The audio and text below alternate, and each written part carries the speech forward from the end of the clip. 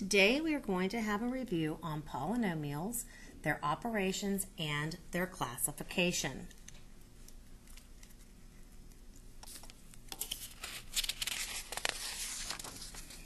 Our first problem today is going to focus on trying to find the area and perimeter of the following rectangle. First of all, we need to recall what the perimeter formula is. The perimeter formula tells us that we take 2 times our length and we add 2 times our width. With this, I need to identify who my length and my width is. Now, I put it into my formula.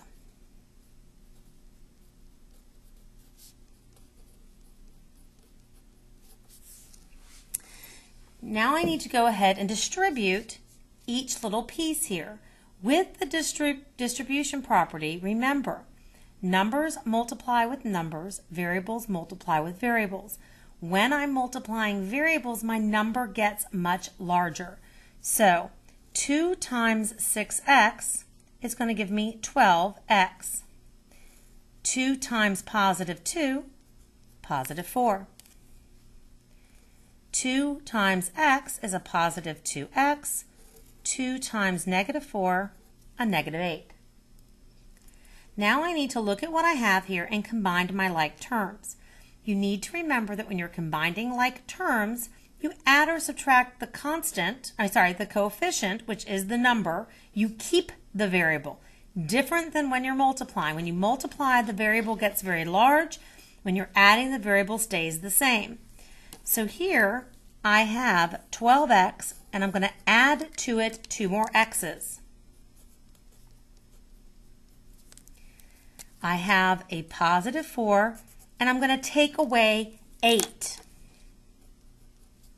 So my perimeter is the expression 14x minus 4. Now I'm going to find the area. To recall, area equals length times width. My length is 6x plus 2. My width is x minus 4.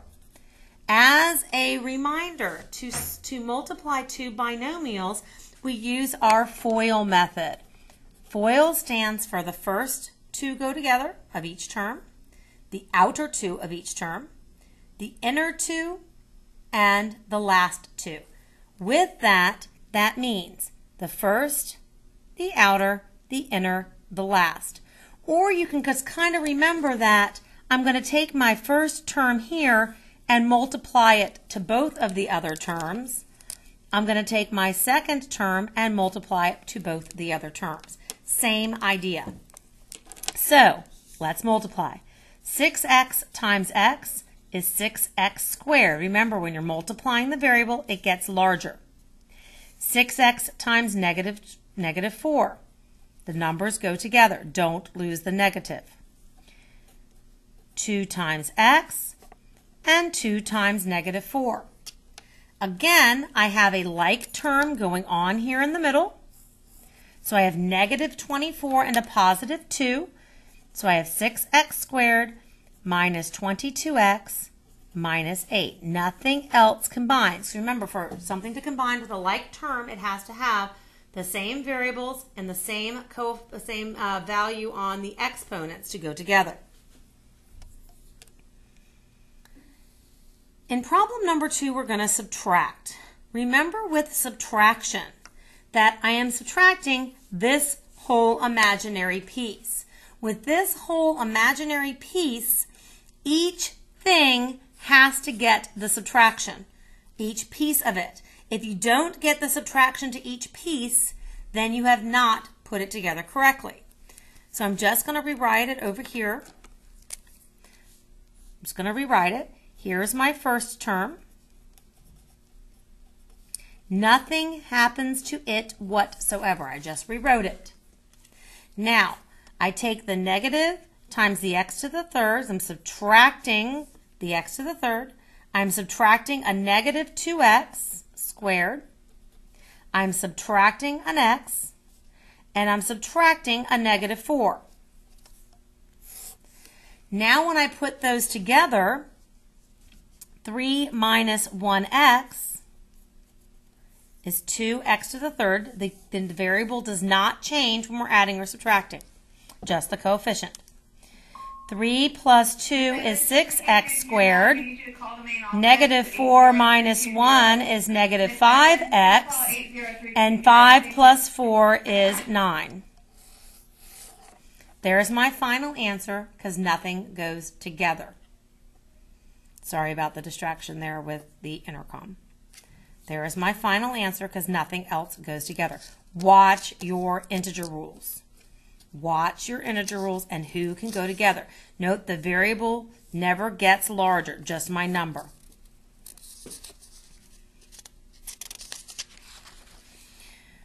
Same thing, just ugly, and now it's actually horizontal instead of vertical. I kind of think sometimes the horizontal is easier for the subtraction piece, only because you remember most of the terms. I'm going to rewrite my whole thing because I have a subtraction here, so each changes. I have a subtraction here, so each changes.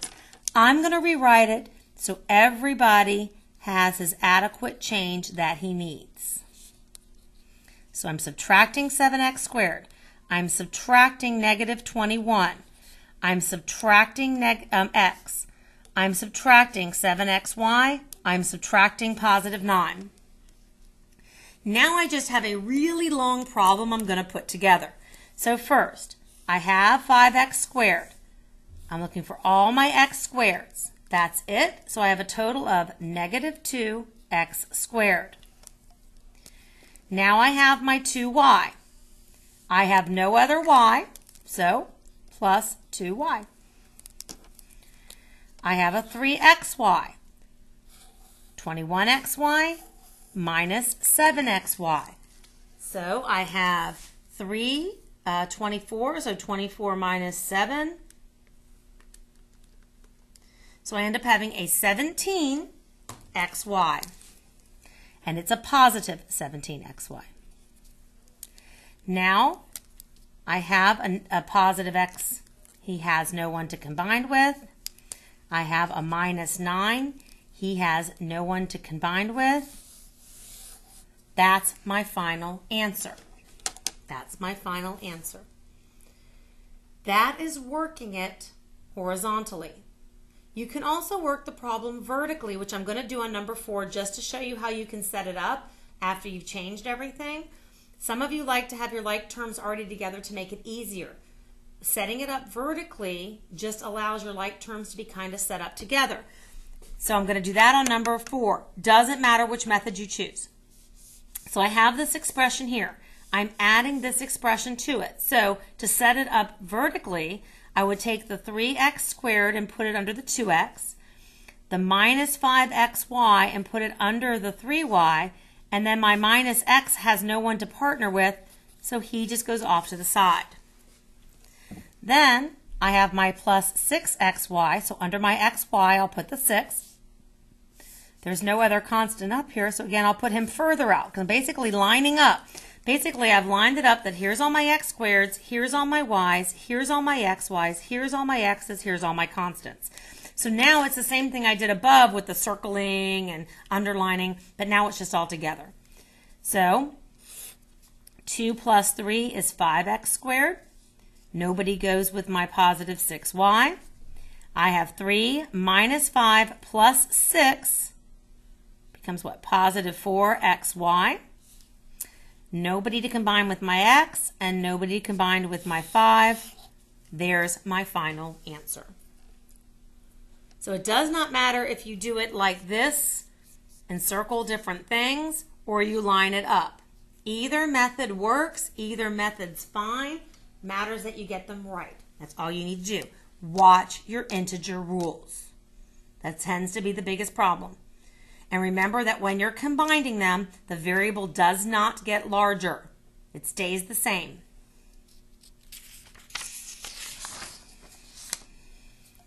All right, now we're going to multiply two binomials, which just basically means we're going to FOIL again. So I'm going to take my first term and multiply it by the first term. Y times y is y squared. Y times 8. Negative 3 times y. Don't forget that that 3 is negative. Minus 24. When we FOIL, typically the first and the last term don't end up getting combined. They could, but typically they don't have a partner. Usually it's your middle guys. So right here, I have 8 minus 3y. So my final answer, y squared plus 5y minus 24.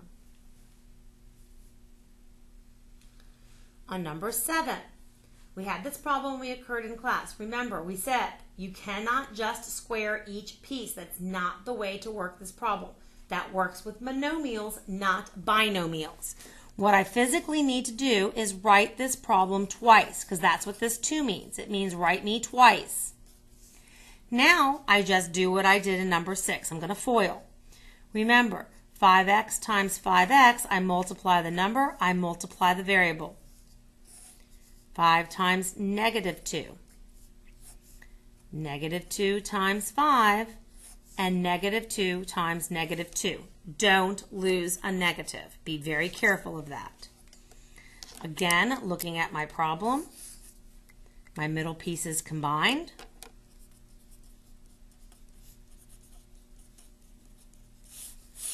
Final answer.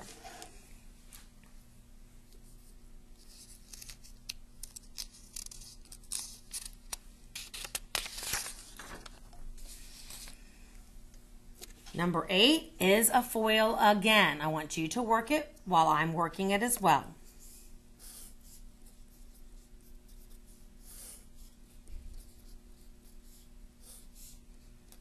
Watch your integers.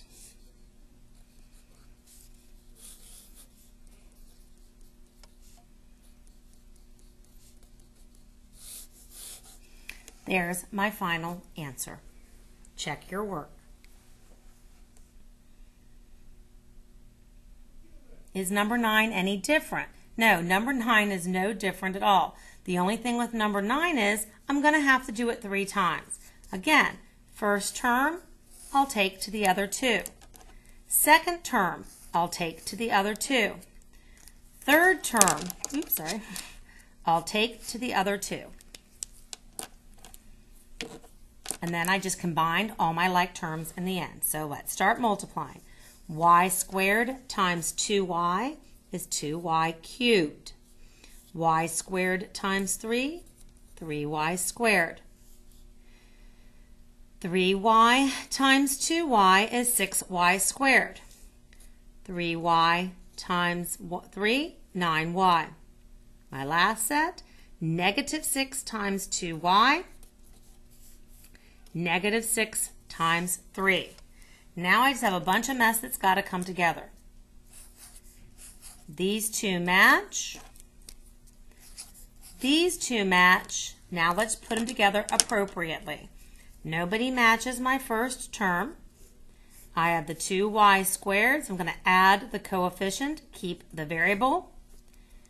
I'm going to add the coefficients, keep the variable. No one to go with my constant. Bam, bam, bam, bam. Check your work. Watch your negatives.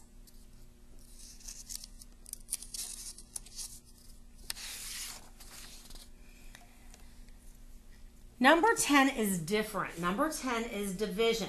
And I don't like when you all write it like this because you forget that each piece gets the division. When you write it like this, you need to make sure that each piece gets the division. Each piece gets the division. Each piece gets the division. Gets the division. So then now I can start dividing each piece of my polynomial. When I divide, again, my numbers divide. My variables now, though, because I'm dividing, will subtract. So 16 divided by 4, x to the 6th minus 2, x to the 4th. Negative 12 divided by 4 is negative 3, x to the 4 minus 2. And then right here, 4 divided by 4 is 1. X to the 4th minus 2 is x squared. Oh, wait a minute. Didn't notice this. I've got a like term. If I had noticed it up in the beginning, I could have taken care of it then. I didn't. No big deal. So now I'm still not done simplifying. So I have 4x to the fourth. I have negative 3 plus 1, negative 2x squared. So now my answer is completely simplified.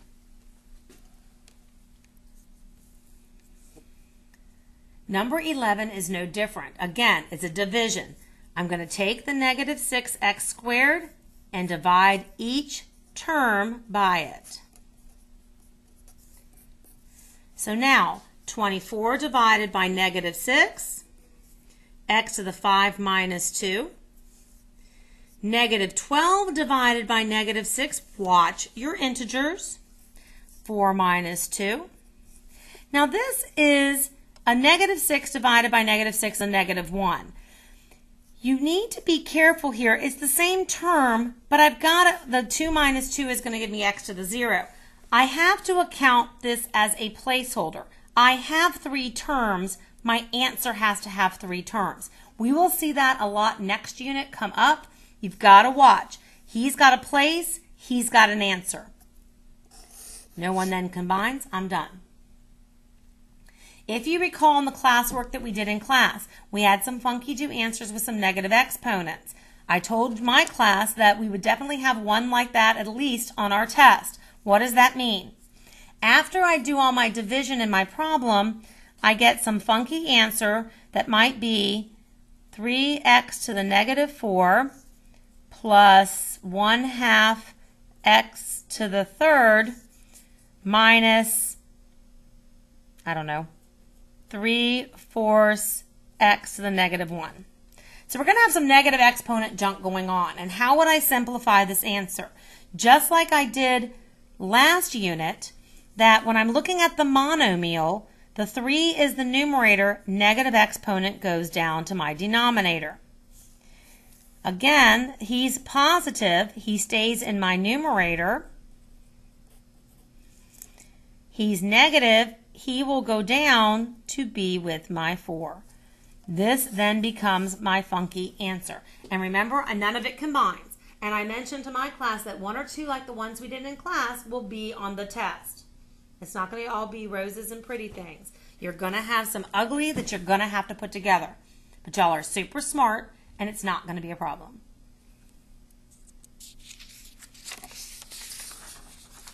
Lastly today, we're going to talk about the classification. Y'all did awesome on this on the quiz.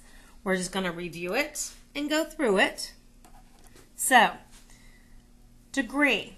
What is the degree of the polynomial? The degree of the polynomial is determined by the highest degree of each monomial. So, how do I find the degree of the monomial, not negative 9x to the fourth? It's all my exponents added together. So in this case, it's just 4. Negative 3x to the third would be 3. Negative 1, since I have no exponents, is 0. So now, how do I find my degree? I just look and say, hey, he's my highest degree. That's my highest degree. The name my degree, if you recall, we only have names for first, second, and third. So for a first degree is linear, a second degree is quadratic, a third degree is cubic. After that, we just call it a fourth degree, a fifth degree, a sixth degree. So because he's 4, he's the fourth degree. The number of terms. I have 1, 2, 3 terms. Terms are separated by addition or subtraction.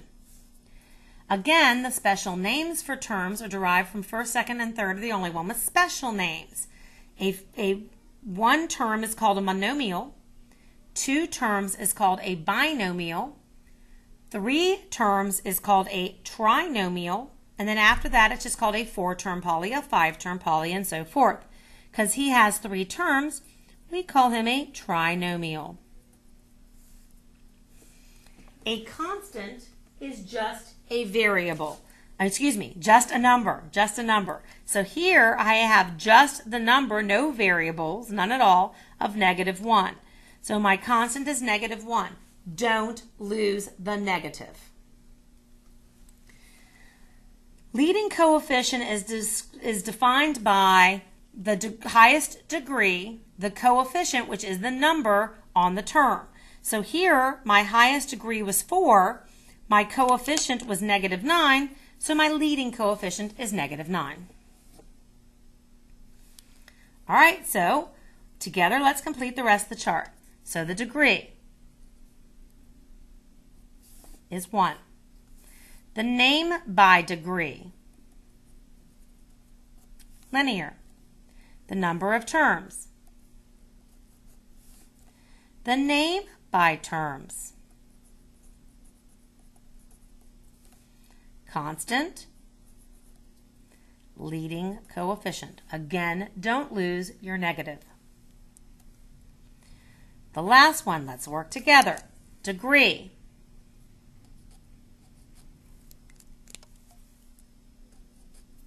Name by degree. The number of terms. The name by terms. The constant, we just don't have one. And the leading coefficient, -2. Remember to review all of this information from your test. Your test is very similar to your quiz. As you can see, some of the problems like the division might have a few ramped up ones for double checking, but it's very similar. Y'all did very awesome on the quiz, so I'm thinking the tests need to be just as awesome. Thank you.